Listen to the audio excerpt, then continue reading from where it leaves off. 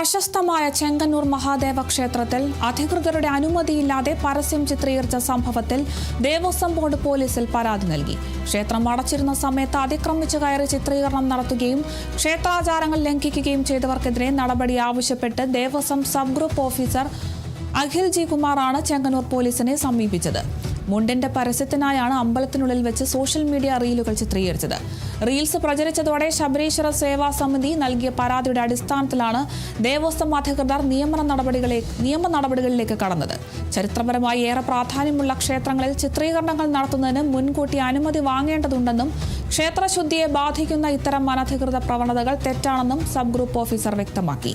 സംഭവവുമായി ബന്ധപ്പെട്ട് ചേർന്ന യോഗം നാലമ്പലത്തിനുള്ളിൽ ചിത്രീകരണം നടത്തി ക്ഷേത്ര വിശുദ്ധി കളങ്കപ്പെടുത്തിയവർക്കെതിരെ കർശന നടപടി സ്വീകരിക്കണമെന്നും ഭാവിയിൽ ഇത്തരം സംഭവങ്ങൾ ഉണ്ടാകാതിരിക്കാൻ സുരക്ഷാ മുൻകരുതലുകൾ എടുക്കണമെന്നും ആവശ്യപ്പെട്ടു. ഇതോടൊപ്പം ഭക്തരുടെ സുരക്ഷയ്ക്ക് ഭീഷണിയാകും വിധം ക്ഷേത്ര പരിസരത്ത് വളർന്നു നിൽക്കുന്ന കാടുകൾ അടിയന്തരമായി വെട്ടിത്തെളിച്ച് ശുചീകരിക്കണമെന്നും അമ്പലക്കുളത്തിന് സമീപം നിരീക്ഷണ ക്യാമറകൾ സ്ഥാപിക്കണമെന്നും യോഗം ഭാരവാഹികളോട് ആവശ്യപ്പെട്ടിട്ടുണ്ട്. ക്ഷേത്രം അടച്ചിരിക്കുന്നൊരു സമയത്ത് അകത്ത് കയറി പരസ്യചിത്രങ്ങളൊക്കെ ചിത്രീകരിക്കുകയും അദ്ദേഹത്തിൻ്റെ വ്യക്തിലാഭത്തിന് വേണ്ടി പല കാര്യങ്ങൾ നടത്തുകയുണ്ടായി. അത് പരാതിയായി മാറിയ ശേഷം നമ്മൾ ബന്ധപ്പെട്ട ബഹുമാനപ്പെട്ട പോലീസ് ഉദ്യോഗസ്ഥരായ ചെങ്ങന്നൂർ പോലീസ് സ്റ്റേഷനിലേക്ക് പരാതി കൊടുക്കുകയും അതിൻ്റെ നടപടിയായിട്ട് എൻ്റെ ഭാഗം നടന്നുകൊണ്ടിരിക്കുകയാണ്. അനുവാദങ്ങൾ വാങ്ങാതാണ് ഇത് ചെയ്യുന്നത്. ഒന്ന്, ക്ഷേത്ര മതിൽക്കെട്ടിനകത്ത് അനധികൃതമായി കയറുക, ചിത്രീകരണം നടത്തുക, അതൊക്കെയെന്ന് പറയുന്നത് തെറ്റായ വശങ്ങളാണ്.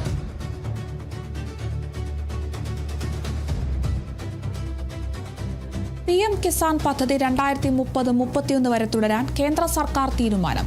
പദ്ധതി 2026-27 മുതൽ 2030-31 വരെ തുടരാൻ കേന്ദ്ര മന്ത്രിസഭ അംഗീകാരം നൽകി. ആകെ 3.15 ലക്ഷം കോടി രൂപയുടെ സാമ്പത്തിക വിഹിതത്തിനാണ് അംഗീകാരം. പദ്ധതി പ്രകാരം കർഷകർക്ക് ഇതുവരെ നേരിട്ട് 4.47 ലക്ഷം കോടി രൂപ കൈമാറി.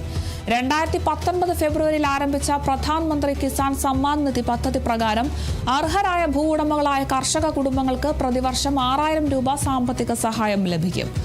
3 തുല്യ ഗഡുക്കളായി തുക നേരിട്ട് അവരുടെ ബാങ്ക് അക്കൗണ്ടുകളിലേക്ക് ലഭ്യമാകും.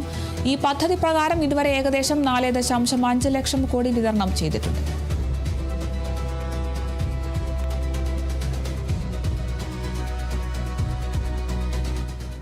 തമിഴ്നാട്ടിൽ സർക്കാരിൽ ഒറ്റയ്ക്ക് ഭൂരിപക്ഷം ഉറപ്പിക്കാനുള്ള TVK നീക്കങ്ങൾക്ക് വീണ്ടും തിരിച്ചടി.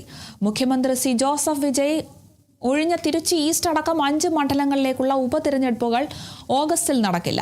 തമിഴ്നാട്ടിലെ 5 നിയമസഭാ മണ്ഡലങ്ങളിൽ ഉപതിരഞ്ഞെടുപ്പ് പ്രഖ്യാപിക്കുന്നത് വിലക്കിക്കൊണ്ടുള്ള ഇടക്കാല സ്റ്റേ മദ്രാസ് ഹൈക്കോടതി നീട്ടി. ചീഫ് ജസ്റ്റിസ് അടങ്ങിയ ബെഞ്ചാണ് തിരഞ്ഞെടുപ്പ് കമ്മീഷനെ വിലക്കിയ ഉത്തരവ് ഓഗസ്റ്റ് 28 വരെ നീട്ടിയത്. നേരത്തെ ജൂലൈ 31 വരെ ആയിരുന്നു വിലക്ക്. അണ്ണാ DMK MLA-മാർ രാജിവെച്ച മണ്ഡലങ്ങളിലേക്കുള്ള തിരഞ്ഞെടുപ്പ് വൈകുന്നതോടെ TVKയ്ക്ക് തനിച്ച് വളരെ വേഗം ഭൂരിപക്ഷം ഉറപ്പിക്കാനുള്ള നീക്കങ്ങൾ തിരിച്ചടിയേറ്റിരിക്കുകയാണ്.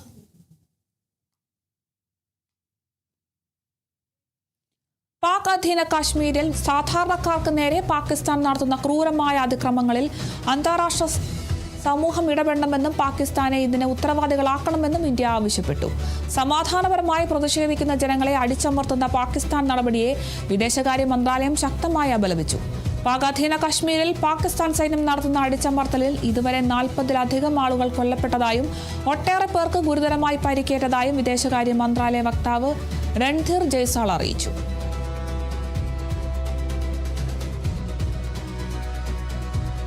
ഗാസയിൽ ആയുധം ഉപേക്ഷിക്കാനുള്ള ട്രംപിന്റെ പദ്ധതി അംഗീകരിച്ചതായി ഹമാസ്. എന്നാൽ ഇസ്രായേലിന്റെ നീക്കങ്ങൾക്ക് അനുസരിച്ചായിരിക്കുമെന്നും ഹമാസ് വ്യക്തമാക്കി. ഇസ്രായേൽ എല്ലാ രൂപത്തിലുമുള്ള ആക്രമണങ്ങളും അവസാനിപ്പിക്കുകയും ഗാസയിൽ നിന്ന് തങ്ങളുടെ സൈന്യത്തെ പിൻവലിക്കുകയും ചെയ്യുന്നതിനെ ആശ്രയിച്ചിരിക്കുന്നു. ഗാസയിലെ ആക്രമണം അവസാനിപ്പിക്കുന്നതിനുള്ള ഇസ്രായേലിന്റെ പ്രതിബദ്ധതയാകും കരാർ മുന്നോട്ട് കൊണ്ടുപോകുന്നതിനുള്ള അടിസ്ഥാനമെന്നും ഹമാസ് വ്യക്തമാക്കി. അന്താരാഷ്ട്ര സംരക്ഷണ സേനയെ വിന്യസിക്കണമെന്നും സ്വയം നിർണയാവകാശവും സ്വതന്ത്ര പലസ്തീൻ രാഷ്ട്രം സ്ഥാപിക്കാനുള്ള അവകാശവും ഉറപ്പാക്കണമെന്നും കരാറിൽ വ്യവസ്ഥയുണ്ടെന്നും ഹമാസ് അറിയിച്ചു.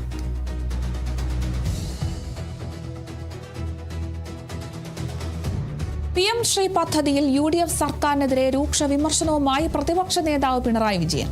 സംഘപരിവാറിന്റെ കാവ്യവൽക്കരണ അജണ്ടകൾക്ക് മുന്നിൽ UDF സർക്കാർ ഓച്ചാനിച്ചു നിൽക്കുകയാണെന്ന് പിണറായി വിജയൻ ഫേസ്ബുക്കിൽ കുറിച്ചു. പ്രതിപക്ഷത്തായിരുന്നപ്പോൾ പറഞ്ഞ നിലപാടുകളെല്ലാം കാറ്റിൽ പറത്തി. PM ശ്രീ പദ്ധതി നടപ്പാക്കാനുള്ള UDF തീരുമാനം മതനിരപേക്ഷ കേരളത്തോടുള്ള കടുത്ത വഞ്ചനയാണെന്നും അദ്ദേഹം കുറ്റപ്പെടുത്തി. പദ്ധതിയിൽ നിന്ന് പിന്മാറാൻ കഴിയില്ലെന്ന മുഖ്യമന്ത്രി വി ഡി സതീശന്റെ വാദം വസ്തുതകൾക്ക് നിരക്കാത്തതാണ്. നിയമപരമായ യാതൊരു നിർബന്ധവും ഇല്ലാതിരുന്നിട്ടും ഈ പദ്ധതി നടപ്പാക്കാൻ UDF കാണിക്കുന്ന അമിത ആവേശം സംഘപരിവാറിനെ പ്രീതിപ്പെടുത്താൻ മാത്രമാണെന്നും അദ്ദേഹം ആരോപിച്ചു.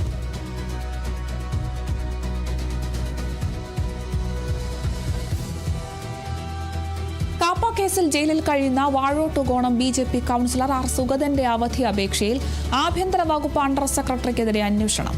അപേക്ഷയിൽ മന്ത്രിയോ വകുപ്പ് സെക്രട്ടറിയോ അറിയാതെ തീരുമാനമെടുത്തെന്നാണ് വിലയിരുത്തൽ. സുഗതൻ നൽകിയ അപേക്ഷ തദ്ദേശ വകുപ്പിന്റെ അഭിപ്രായത്തിന് വിട്ടിരുന്നു. അവധി അപേക്ഷ കൗൺസിലിന് പരിഗണിക്കാമെന്ന് നിർദ്ദേശിച്ചത് തദ്ദേശ വകുപ്പാണ്. ഇതുകൂടി ഉൾപ്പെടുത്തി ആഭ്യന്തര അണ്ടർ സെക്രട്ടറി കത്ത് നൽകുകയായിരുന്നു. തദ്ദേശ വകുപ്പിന്റെ അഭിപ്രായം ആഭ്യന്തര വകുപ്പിന്റെ ഭാഗമാക്കിയതിൽ മന്ത്രിക്ക് അതൃപ്തിയുണ്ടെന്നാണ് വിവരം.